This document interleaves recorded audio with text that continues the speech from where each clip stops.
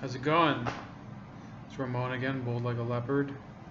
February 20th, 2017. And a little story fell right into my lap today.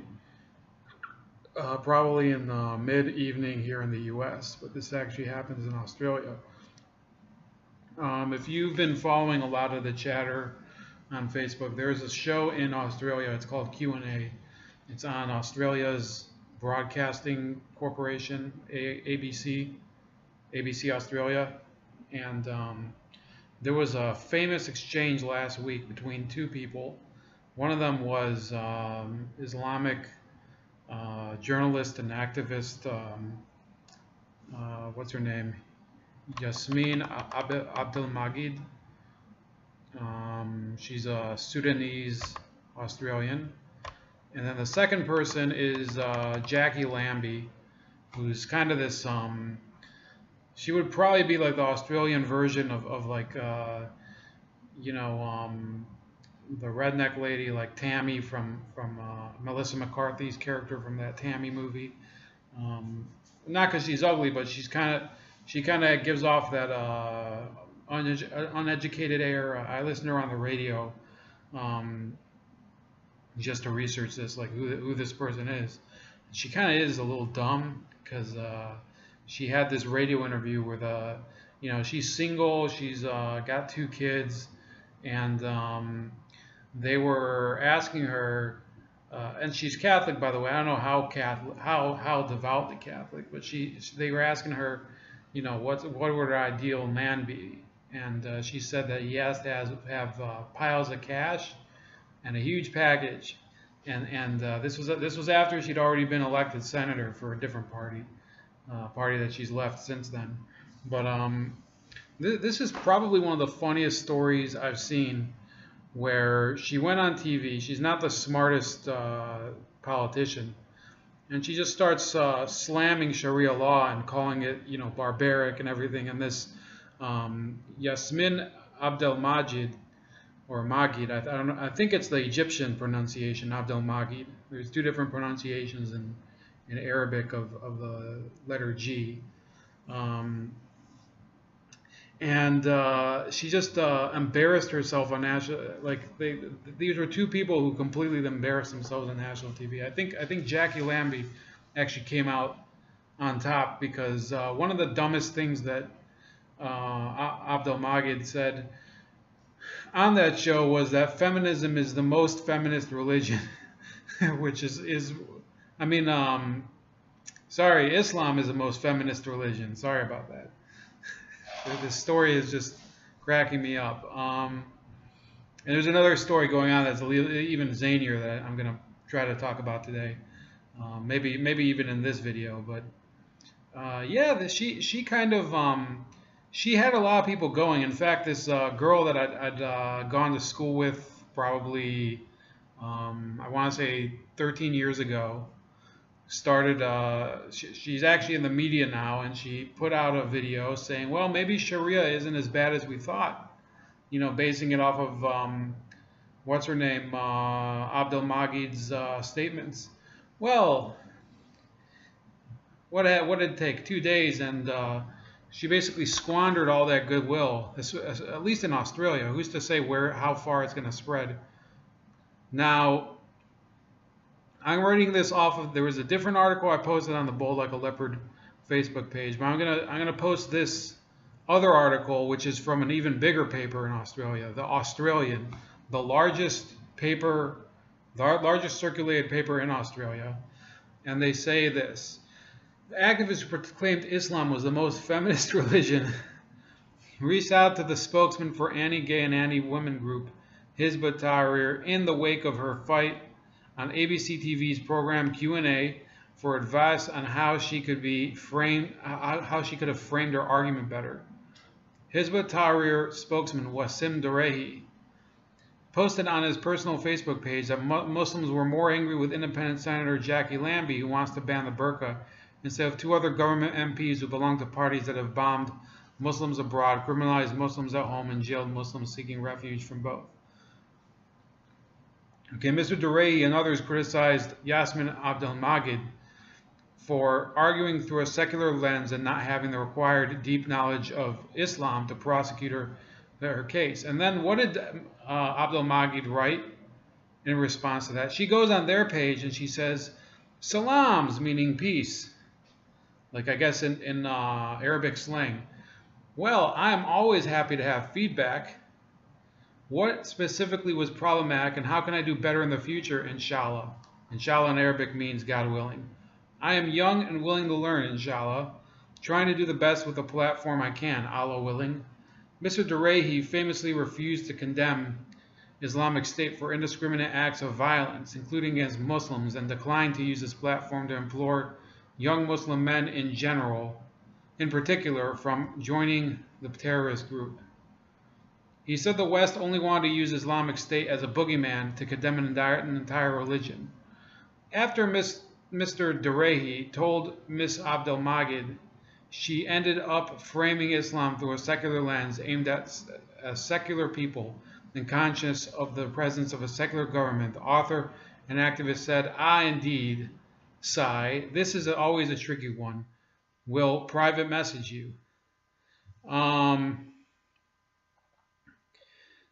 So this is a group, by the way, Hizb ut-Tahrir. I usually write them in the acronym HUT, HUT. And they're a worldwide group that although they don't do armed jihad, what they do is advocate for institution of Sharia law as the law of whatever country they're in. It doesn't matter what, they have branches in Central Asia, in Uzbekistan and countries like that. They have branches in Indonesia. They have branches in the USA. They have branches in the UK. They have branches all over the world, and they all have the same platform, which is to form a one world caliphate with Sharia as the law for all the world. They're basically the Islamic State without the armed insurrection going on. But the implication is the same. Once they would take over, our religious freedoms would be just completely eliminated. And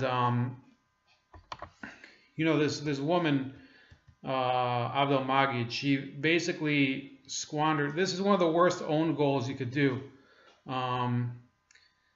You have a lot of these people that are being exposed now. They've been getting a record for years for just defending positions that any other religion would probably get in major trouble for, whether it's the Catholics, whether it's the Jews, whether it's even religions like Mormonism. They all get in trouble for the same thing. Mormons especially, the Warren Jeffs cult, for having forced marriage between children and the cult leader. Well, one of the spokespeople, it says here in the Australian, defended the forced marriage of a girl aged 12 to a Muslim man aged 26. And what we're seeing here is the complete lack of just basic public relations on the part of this woman, Yassmin Abdel Magied, who thought that she could put one over on everybody. I mean, she had the most publicized Australian video probably of the last 5 years, in my opinion. And she thought nobody would notice her going on this guy's page and asking for advice, basically. Well, this is what she's going to get. And I believe that after this, she might be forced off of the air and on ABC television in Australia. And she's going to have a hard time explaining this one. And if she does remain on air, I think it's going to cause an outcry among the public there. They're not going to want to have this woman who's basically lying to their faces, calling Islam the most feminist religion, saying that Sharia does not apply to anything besides things like how many times a day she prays and things like that, and wearing the hijab. This is something that and I'm not against having the Islamic religion. What I am against is people lying about the actual doctrines of the faith. I'm not going to say that people shouldn't believe in whatever religion they want. But if you have this group that they're basically lying to the public, as Hizb ut-Tahrir does do, and tries to make it seem as if they're a peaceful group when they're not. And then you have this other woman who's pretending that she's not even affiliated with them, and she's coming out in the public and saying other things, that Sharia is something else, and it's not what they say it is. And then she goes behind, and then she goes to them for asking for advice on how to explain what it is. Well, then how does that look? Maybe she doesn't even know. The best explanation she could come up with is that she doesn't know how to explain it, or she doesn't know what it is herself, which in that case makes it possible that Sharia law's greatest advocate in Australia is just as ignorant as the moron senator that was arguing with her. Not that I don't really care about either person. You know, that Jackie Lambie, you know, she seems like she has, you know, some pretty good ambitions. But I mean, if you can't really, it was clear from the interview she wasn't, or the panel discussion as it was, that she wasn't really going to land any real punches. She was only basing it on media reports of what Sharia law does. That's not enough. I mean, you do have to go a little deeper than that. Talk about what it actually means, and that involves something like basic research. There's plenty of people to draw on for her. She could probably find some religious scholars to give her good material on it. So I don't think Jackie Lambie did a good performance either. But this woman, Yassmin Abdel Magied, you're going to see a lot of people start to put their microscope on her, at least in Australia, but I think it's around the world too. A lot of British users I saw were highlighting this. It was probably the biggest clip of Friday, outside of, you know, the Milo stuff and the PewDiePie issue and everything. This was a huge issue in the British Commonwealth countries, in Australia and Canada and the UK, and it's only going to keep getting bigger because of the issues that are happening in Australia, the issues that are happening in the UK, what's going on with the Trump travel restriction, and we'll see what's going to happen. I think she's going to have a rocky career from here on out. So I'm going to finish this video now. I might have another video later about a funnier topic well, this was also pretty funny, but the topic I had in mind, I think everybody already finds funny. So anyway, everybody have a great week. This is Ramon with Bold Like a Leopard, and we'll see you around the bend.